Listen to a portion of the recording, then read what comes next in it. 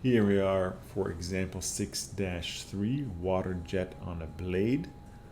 So as you can see, we have a hose that's shooting water onto this curved blade, and the curved blade is also moving. It's moving to the right in that direction, right, at 3 meters per second. And we are now asked what the magnitude of the force is that the water is imparting onto the blade.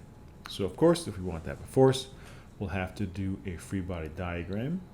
In this case, we're going to use just the water here, kind of between those two cross sections. This is going to be our free body diagram. Let's try and draw that a little bit bigger.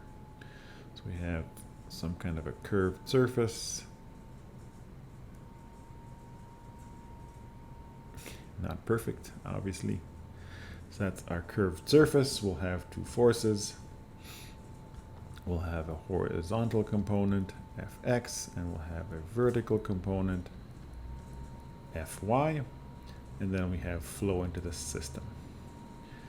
We'll get ourselves an x and y coordinate system. X and y. And then we can get started. Right? That's really all that we need. We can start out by finding what our velocities are, because of course, if we want to find the forces of flowing water, we'll have to use the linear momentum equation. So for that, we need to know the velocities. We know what the velocity at VA is, but we don't know what the velocity at VB is. So we'll use, of course, Bernoulli to find that, right? So we can write from Bernoulli. But instead of writing the whole thing, we can right away add some assumptions, right? We can assume that this is not a huge elevation change, so we can say with negligible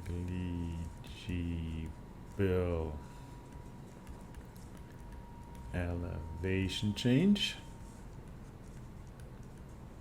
right? That means ZA is equal to ZB.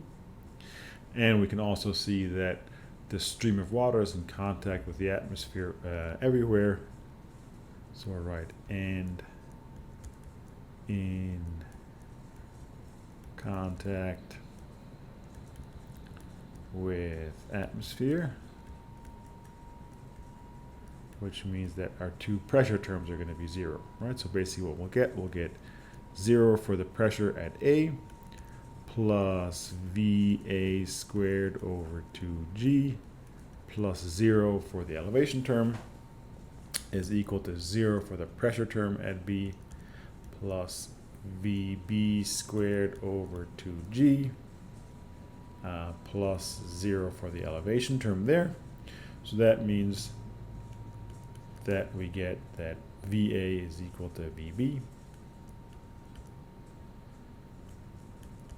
VA squared is equal to VB squared, right? Just multiply by 2G, which means that VA is equal to VB.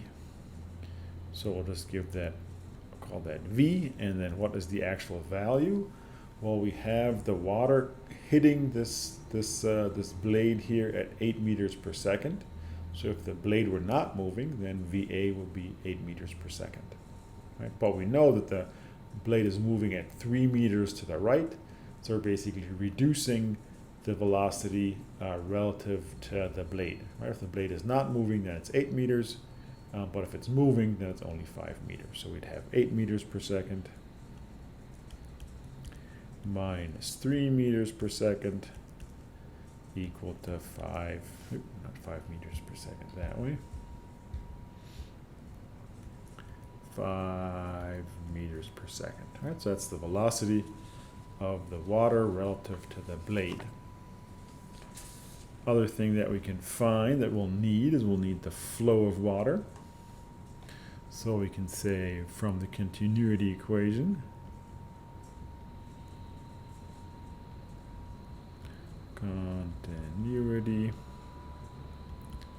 right, we know that Q is equal to V times A. Now the only place that we're given what the area is would be at the front of the nozzle here. So we can say we get V, I'll just put numbers in, I guess. So we 5 meters per second times pi over 4 times, I think it was 20 millimeters. Yeah, 20 millimeters right there. So that is 0.02 meters squared is equal to, let's see if it fits here, 1.5708 times 10 to the minus 3. Let's make that look a little nicer here. Minus 3 cubic meters per second. That'll be our flow. What else are we going to need before we start writing our equation? Well, the velocity at B, right, because this is not at a right angle, there's going to be a velocity component in X and in Y. In A, it's easy, there's only an X component. We'll have to figure out what our X and Y components are over there. So let's do ourselves a little sketch here. Let's say this is the top of our control surface there, right? So our control surface will be going something like this. We know that this angle is 30 degrees, right? That's what we get from our picture here, right? So we're drawing the very top right up there. So we'll have our velocity is going to go straight out here. All right, so this would be our VB. Now, if we want to have an X and Y, then we just have to draw kind of the vector triangle here, right? So that part would be VB comma Y, and in there we'd have, let's make that line go all the way through.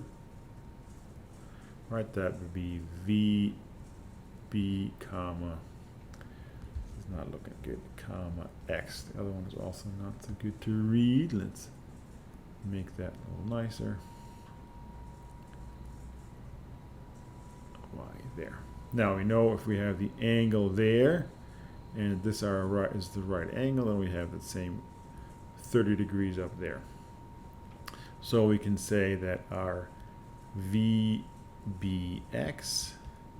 is then going to be VB is equal to V, right? If we want to have the X part, that's the opposite, so times sine of 30 degrees, and then for VBY, we'd have V times, now it's the adjacent one, so times cosine. All right, I think with that we have all the inputs that we need, so we can write our linear momentum equation. Linear momentum equation. Right, that just says that the sum of forces is equal to the time rate of change of this integral of the control volume of V times rho times dV, where the capital V is the volume, the lowercase is the velocity, and then plus an integral over the control surface of V times rho times V, now very important, this is dotted with dA, right? The vector multiplication there. Okay, so that's a start. Let's see how we can simplify this. Well, we can say we have steady flow for steady flow. We have uniform velocity profiles. Uniform velocity profiles. And we have an ideal fluid. If we have those three, then we can simplify. So for instance, the incompressible and steady flow means that our first part is equal to 0. So we have F is equal to, let's let's say 0 plus, and then that turns into a sum, right? Because we have the uniform profiles. So that means we get a sum of the velocity times rho times v dotted with a. And if you want to apply that to our very specific case, right, that we have one inflow and two outflows. We have the inflow at A. Now, if we think about this, right, we have our area vectors pointing in this direction, out positive, and we have velocities going in and going out. That means at A, they're going to be in opposite directions. So that means at A, we would get VA times rho times minus AA times VA. And then at B, we get the outflow at B. That's the same direction, so we'll get plus VB. It's a vector, let's not forget. Rho times AB times VB. All right, that's all good. So now we can write this in the x direction to find our x component for our force. All right, Fx is equal to, well, what is the VA component in the x direction? It means all of V at A, the velocity is only in the x direction, that's just VA, and the velocity is in the same direction as our x coordinate, so it's positive. So that would be V times rho. We can say that AA times VA is just Q, so let's call that minus Q. And then let's see, for our VB, this would be, of course, our x component. Let's see, our x component is going to the left here, so that's negative. So let's say minus VBX, and then we just have Q, right? So in this case, it was positive, so it's just Q. All right, let's see what we have. Well, we can pull that sign. Oh, let's not forget that this is, of course, all equal to, what are the forces that we have? Well, the only force is Fx, and that's going to the left, so negative, equal to minus Fx. All right, before we solve this for Fx, which of course is easy, let's rewrite this a little bit here. So this would be the negative sign we can pull out in front, so it'd be V times rho times Q minus VBX we found up here was V times sine minus V times sine 30 times, we're missing a rho up here, times rho times Q. And then we can pull the V rho Q we can pull out, right? So that would be, we can even do minus V times rho times Q times, that would be 1 plus sine 30 degrees. All right, we've got what we need. So then we can say Fx is then, just have to flip the sign, V times rho times Q, 1 plus sine 30 degrees. Plug in some numbers here. Said V was 5 meters per second. We're using water, so 1,000 kilograms per cubic meters. Q we calculated before to be 1.5708 times 10 to the minus 3 cubic meters per second, and then 1 plus sine of 30 degrees, and that is equal to 11.7097 Newton, or 11.7 Newton. So So that would be our Fx. And now we can do the same thing for Fy, right? So we take our equation up here again and plug everything in. So let's start writing that. So we can say sum of forces in the y direction is equal to, our first term was in A. Let's see, our velocity at A has no component in the y direction, so that's 0. That's always helpful. And then in the B direction, and at B, right up here, see our sketch here, so it's going in the positive y direction. So it'll be plus VBY times rho times Q. Q was positive in this case, right? So that means VBY, we figured out up here, was V times cosine 30. So we'd have V times cosine 30 times rho times Q. And let's also remember that we have to look at what the forces are on the other side. So the only force acting is Fy in the positive y direction. So all this is equal to Fy. So we can just keep on writing here. So Fy is then equal to the velocity was 5 meters per second. It's a weird looking 5. 5 meters per second. 1,000.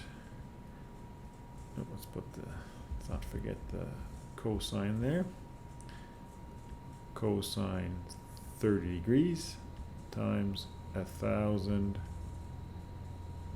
kilograms per cubic meters times, this is going to be a little close, 15708 times 10 to the minus 3 cubic meters per second.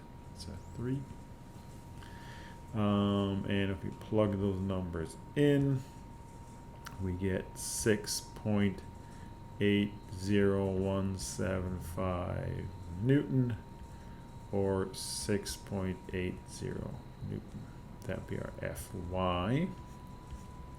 But we are, of course, asked for the overall magnitude, not for the two components. So if we want to have the overall magnitude, we just have to say F is equal to Fx squared plus Fy squared, and the square root of that. So that would be 11.7097 Newton squared plus 6.80175 Newton squared, and that is equal to